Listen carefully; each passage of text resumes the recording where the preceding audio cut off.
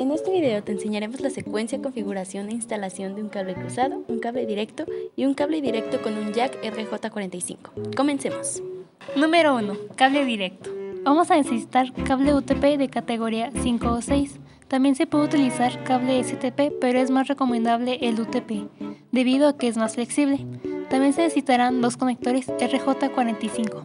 Para poder armar tu cable directo también deberás contar con unas pinzas punchadoras, pinzas de corte y unos comprobadores de cableado. Primero, con las pinzas de corte, quita la envoltura de plástico de los extremos del cable UTP, calculando la medida del tamaño del conector, asegurándote de no cortar ninguno de los cables que tiene en su interior. Después de checar la norma T568B, y tal como se muestra en la imagen, deberás acomodar cada uno de los cables, respetando el código de colores. Esto se deberá de hacer en ambos extremos del cable, ya que al ser directo, ambos extremos deberán llevar la misma configuración. Con apoyo de las pinzas de corte deberás cerciorarte de que las puntas de los cables queden alineadas, para posteriormente meterlas en el conector como se muestra en la imagen. Después de esto, deberás de comprobar que todos los cables lleguen hasta el final de los carriles del conector.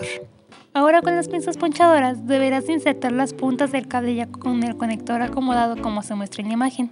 Deberás de apretar el mango para que las pinzas internas del conector lleguen al cable. A esto se le conoce comúnmente como ponchar los cables.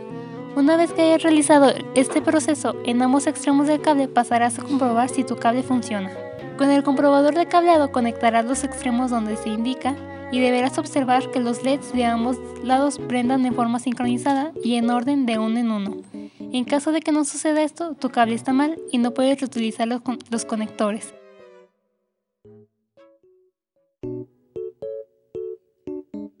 Este tipo de cable se utiliza para conectar dispositivos diferentes, como puede ser una computadora a un router, un servidor a un switch, etc.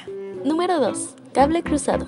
Los cables cruzados son usados para interconectar dispositivos iguales, es decir, una computadora con una computadora, un hub con otro, algún módem con otro igual, entre otros. Para la creación de este cable se requerirán los mismos materiales que para el cable directo, únicamente se cambiará que en uno de los extremos irá configurado según la norma T568A, dejando en el otro extremo la configuración T568B. En la imagen puede verse la diferencia que existe entre estas normas, teniendo un código de colores diferente al otro. Después de realizar la conexión en ambos extremos, checaremos el funcionamiento del cable en los comprobadores, verificando que un lado del comprobador encienda sus LEDs de forma continua y del otro lado prendan dando saltos en el encendido de sus LEDs.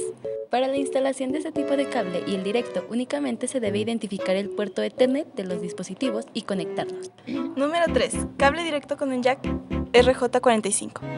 Este tipo de cable se puede considerar una especie de extensión para el cable directo, ya que el jack posee la entrada para el conector RJ45. Sin más preámbulos, pasemos a su elaboración. Ahora que tienes los materiales, lo primero que tienes que hacer es pelar ambos extremos del cable.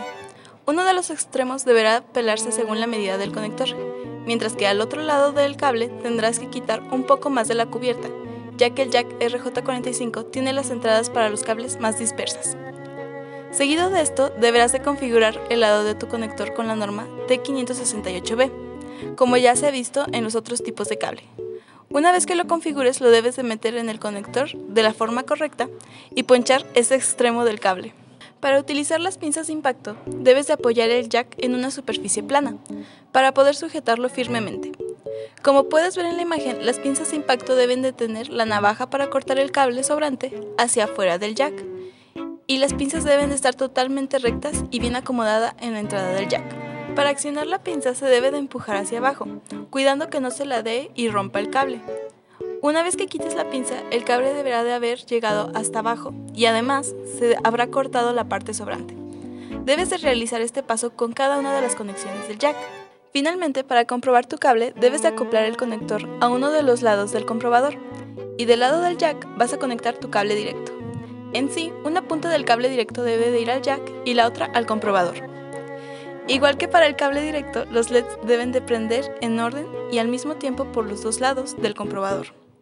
En caso de que esto no ocurra, desgraciadamente tu cable no funciona y no hay forma de saber si el problema está en el jack o en el conector. Gracias por ver este video. Hasta la próxima.